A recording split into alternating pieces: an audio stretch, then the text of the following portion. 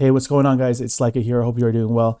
So I decided to log in today after the patch, download the patch, read some of the patch notes again. Apparently there's some shadow fixes, but I just wanted to see what my build was doing for the current content. I do have a level 100 rogue. This is my second rogue here currently in this video here, 78. I did run some dungeons today. I'm level 80 now. So not a complete Paragon here, but I am doing tier 33s, 34s, so forth. The mobs are 10, 11, 12 levels higher than me. And I know before people in the comments say like, well, is that the end game? Like I want to see level 50s, 60s, but it's not going to change. The build won't change. If anything, the higher nightmare dungeons are getting easier as you go to 35 and up, right? But I did want to try the current setup that I have, which I feel is pretty much end game proof here, all the way to tier 100. And let's just get into it. So quick note here is that the mob density is real, and some of these ghost dungeons are much harder now than they were before. So normally you kind of wanted to avoid these ghost dungeons. I currently am doing these just to see how, the range here. These mobs are level 85. It's a tier 31 now in this clip. And I was able to do them relatively easy. No deaths, just kind of going through it. The taunt heart, which I will talk about later, and you're going to see right here, I'm going to kind of speed this up a little bit, or kind of move back a little bit. The taunt is broken now. So the taunting heart, malignant heart, that for traps, so when you drop your trap, shadow clone spawns up and it taunts it. That was actually bugged in the PvP side of the game where it was taunting players. So I don't know if this is intentional or not, or maybe they were trying to fix it, maybe they couldn't. So now what it does is, instead of the shadow clone taunting the mobs, you taunt the mobs. So the shadow clone still appears when you drop your trap if you have the heart equipped, right? But the mobs all target you and they're taunted towards you. Now this makes this heart, especially at the end game, not good. Like if you're attempting those 100s, and I mean honestly, with the nerfs and stuff, that's wait and see.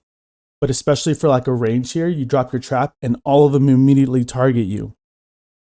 So you swap that out. The hearts for the rogues aren't really that good. Like the blue ones and the red ones, they're not really that great. But you're gonna see here that I taunted them and they all target me. The good thing about it still, and why I'm still rocking it while I'm leveling and while I'm doing these nightmare dungeons, is that it does make all the mobs come closer. So they all come in, right? They come in, and because my death trap is already down, it immediately knocks them all down and it kills them really quickly. And so I really like this setup here. And I do have some other defensive options that I'm running, such as we'll talk about in a little bit, some stun mechanic traps and damage to stun as well. So you're going to see that the end game boss damage here, I don't think that they actually doubled the health of these mobs or increased the health. They're still dying really, really quickly. And remember, I mind you, I'm not running bursting venoms. I'm not, dropping all these puddles down and using that. I mean, that's a broken build, let's be honest. Which you can still use, okay? If you still want to use bursting venoms, it still works, but now you're going to have to run the puncture that applies poison on every third cast, and then you could proc your pulls that way and still continue running bursting venoms. But I mean, that's more like a single target, you're going after Lilith type of thing. For dungeons, this is the build that you're going to be running. And you could see, I mean, the bosses are dying in 2 to 3 seconds regardless, even without bursting venoms. So overall, I like the mob density in this game. I feel like it's at a good spot. If it would have been like this at the launch of the game, I think it would have been great. I think people would have been really excited. And maybe it was, because if you recall, we did have a couple of nerfs to dungeons, right? With elite density and stuff like that. They did actually nerf that and took that away. And now they're giving an increased density. And so the game does feel a little more, you're in there, you're seeing a lot of mobs. So what I want to do now is kind of skip over and talk about the build really quickly. I will timestamp all this. So we're going to start with the gear itself. And I'm going to go through some of these, the gear one at a time, talk about the aspects. So it's pretty general as most rogue builds here, right? You're going to want ranks of poison imbuement, since we're running the imbuement, cooldown reduction, maximum life, total armor. I think these are really good stats to have. I think I'm really happy with this helmet here. And then aspect of might. So that's the damage reduction when you use basic skills. For my chest here, I have shadow damage because I just haven't really been playing that much. And so I'm doing the content, right? I'm doing the dungeons, leveling and stuff like that. But ideally, right, you don't want shadow damage. It's a dead stat here. But we're going to want all defensive. So especially when we start getting to the higher, right now we're at like the 35s and 36, 37s. When we get higher, you're going to want to have more defensive. And, you know, with time, I guess, grinding, and I would get those. So ideally, you want all damage reduction from close, damage reduction from poisoned, total armor on that, and on your legs as well. I do have, let me just go back. So I do have disobedience here on my chest. I have the regular codex disobedience, and I'm doing this content where the mobs are 10 levels higher than me regardless. So I feel like the dungeons overall are easier, but I do have some damage reduction, but I could get more. And so I think a lot of that has to do with the increased armor that we have here, because these hearts do have armor. So it's, but you want all that damage reduction. Disobedience aspect there on the gloves. I do have crit strike chance, lucky hit chance, dexterity, ranks of twisting blades. So I don't want lucky hit chance anymore. I'm not doing the bursting venoms. I'm not going that route. So you'd want attack speed, critical strike chance, twisting blades, and then like dex roll is fine. Okay. If you are doing bursting venoms, then you're going to want to get your lucky hit chance on your gloves and on your rings, right? So there we do have the vengeful aspect, which is making enemies vulnerable, has up to 60% chance to increase their critical strike chance up to 9% for 3 seconds. So very good, very important. We're making everything vulnerable. And moving on. For my pants here, I have total armor, damage reduction from poison, damage reduction from close, and ideally, right, it'd be just flat damage reduction there. The ranks of poison trap, I've tried so many times to roll. It's costing me like 2 million. And I guess now that they removed some of those, I guess priority affix rolls, I guess I might have another shot, but at this point it's costing so much. So I just kind of just left it at the poison trap. Doesn't really do a whole lot. They did increase the damage in the patch notes, but I haven't seen any huge, like, oh man, poison trap is like, let's max rank poison trap, right? I haven't seen that yet. I do have the basic one of ideally you want more than 15% there from crowd control enemies, right? I'm at 15. I definitely want that at 25, especially since we're taunting the enemies now, which I'll get to that heart in a little bit. For the boots here, I do like the intelligence, believe it or not. I think that that's okay. Intelligence gives us crit strike chance, so I don't mind that. But as far as the rest, max evade charges is where it's at. And then damage reduction, I don't think that's terrible, but you definitely don't need the ranks of Shadow Step. It's not like Dash where you are getting cooldown reduction for the more points you put into Dash. So ranks of Shadow Step, it's just there. You get a little bit of increased damage, but again, that's not a big deal. We'll talk about why it's not a big deal, and you're going to see that I don't have the extra cast or charge of Shadow Step. But so movement speed is a must. And I guess I would take all stats instead of there. So for my aspect here, I do have the Audacity aspect, which is the new one. This is great because you're running into a dungeon and you are shadow stepping into a group of enemies. You're stunning them all for 4 seconds. And it synergizes well with our other aspect on our ring here, which is 20% more damage to stun enemies. And it synergizes well with Shadow Step. So ranks of Twisting Blade here for the crossbow. You want to put it there because Twisting Blades is our main damage. That's a non-negotiable. That's what you have. For the crossbow stats, these aren't terrible. Damage to close, critical strike damage, vulnerable damage, dexterity. So, but you definitely want vulnerable. You definitely want crit strike chance. You want, I I know that Dex Minerals got rolled, so maybe some all stats there, but damage to close, not terrible here on this.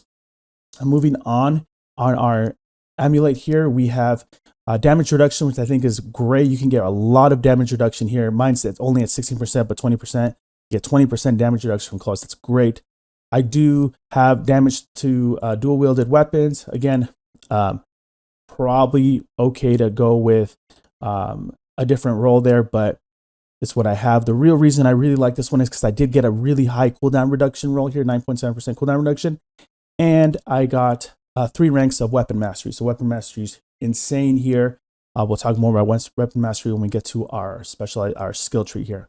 But on the necklace, I do have the corruption aspect, which is imbuement skills have 60% increased vulnerability against vulnerable, or increased potency against vulnerable enemies.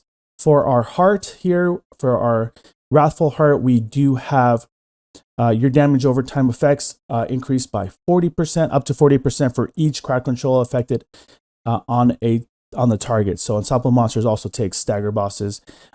Unstoppable Monsters and staggered bosses take 127. It's kind of low there, but you just have to farm those hearts. But you want this for your poison. It does a great job of clearing, especially as you get higher levels where you're not really one-shotting everything. This is great. I really like it. It has a mixture of doing good boss DPS, but also clearing the enemies in a dungeon relatively quickly, as you saw in the clips earlier. So for our next ring here, and again, stats for the rings here, guys, you're going to want your mainstay stats, your crit strike chance, your crit strike damage, your crit strike to imbued skills, and then you're vulnerable, right? Those are what you have.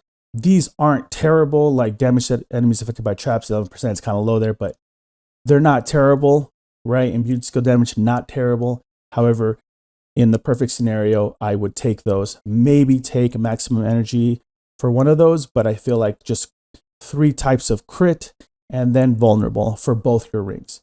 So for my aspect here, I have the Umbral aspect, which is restoring 4 primary resource when I crowd control enemy. Guys, this is insane.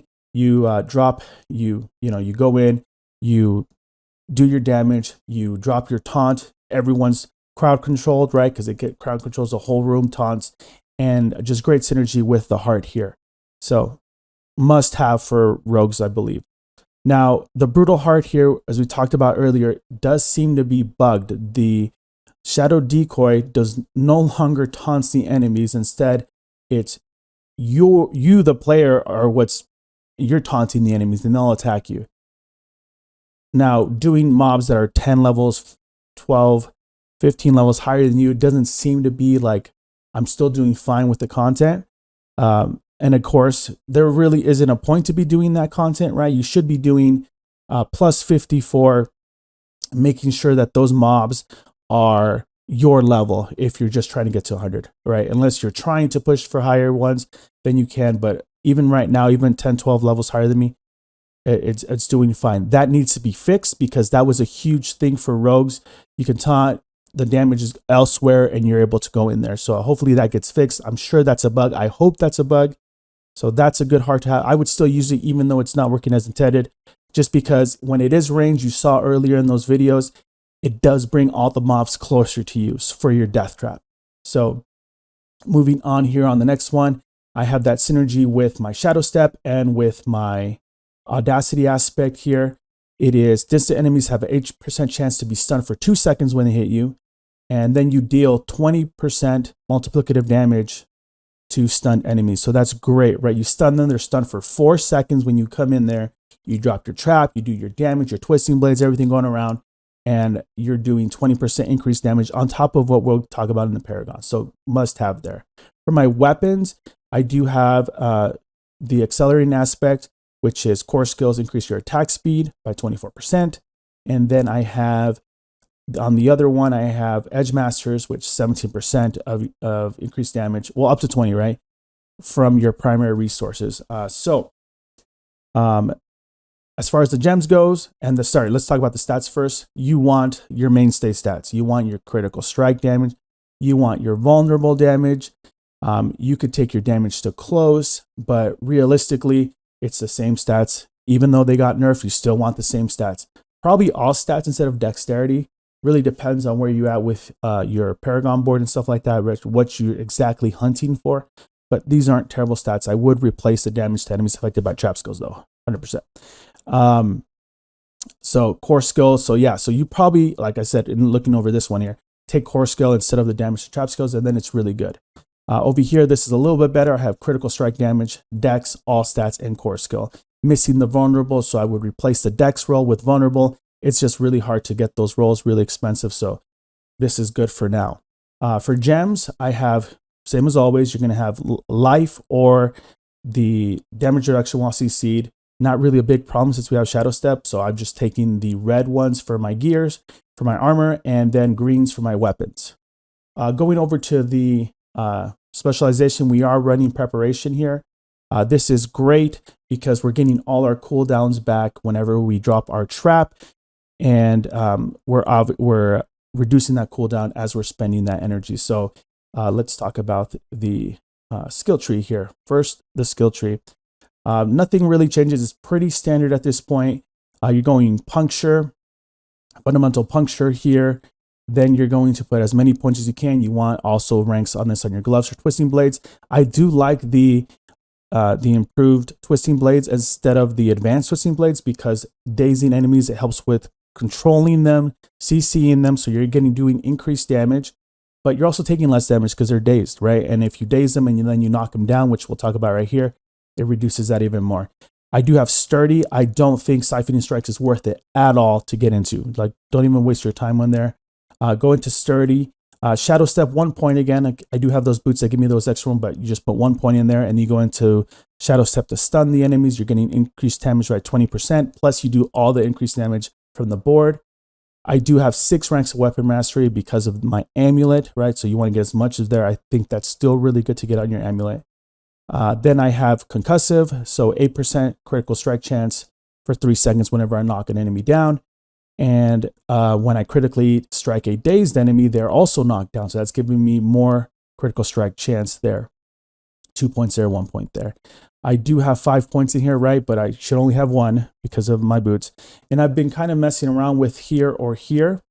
When you are doing bosses, this one's better. But when you are just going through the dungeon, I would take countering poison trap instead, okay? And then we have exploit 3, malice 3. This is pretty much standard, guys. 3 points of precision imbuement. We have as many points as we can of poison imbuement. And right now we're with critical strikes with imbued skills, deal 75% increased poisoning damage. Just because this other one's not worth it at this case, right? They're dying so fast that it's not worth it for dungeons here. Debilitating toxin poisons, of course, damage reduction, deadly venom for increasing our damage. And then we're going into 3 points of trap mastery. You have to do this. We're running death trap and running poison trap. You got to do this. And then obviously all the way here to supreme death trap. Now, I do have 2 points in aftermath. So along with umbral, and every time we use our ultimate skill, we get 60 energy. So this is great energy gain here. You could put 3 if you want to not move, lose a little bit of movement speed, 10% here, or 5%, and then you get 90, but I don't think you need it.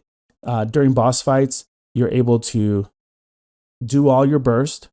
So the order, and I'll go over it in a little bit again, but the order is you shadow step in, you poison imbue, you drop your trap, you apply your twisting blades, right? And then when you run out of energy, you're going to then drop your death trap, which is going to give you 60 energy. And then it's going to reset your cooldown. So again, you pop your poison imbuement, you drop your poison trap, and you go again. And that's pretty much it. The good thing with exposure here, why we're taking is because when we deal damage to enemies affected by the traps, so where it's the poison or the death trap, we have a chance to reduce our cooldowns by 20%, 25% chance to reduce our cooldowns by 20%. So that works well. Remember I was talking about earlier, sometimes you want to rock this one because it'll reset your imbuement, but it happens so often that I feel like this is what you go. But if you have a different opinion, let me know in the comments. Moving on to the board here, like I said, I'm only level 80 or so, almost 80. So I did take Closer off the bat here. It's not rank 15 as you can tell, but once that gets to rank 15, we're going to unlock all these other dexterity nodes here, right here, down here as well. So that's going to increase our damage a lot here. When it comes to the next tree, I did take the exploit weakness tree. And for this one, we are putting combat. Now, these are pretty standard, guys. So we take combat here because there's so much intelligence on the board here. So we're doing that here. And we go in through the right here. We take some damage reduction against from vulnerable enemies and some armor for survivability. And then we're going to go into the cheap shot board. Now, the cheap shot board here, the reason we're going with devious here is to increase our damage here from crowd control enemies. So we are getting 114% bonus to all the magic nodes in the area. And also, there's a lot of dex on this board here. So we have that as well going for us. This is rank 15, so is the other one.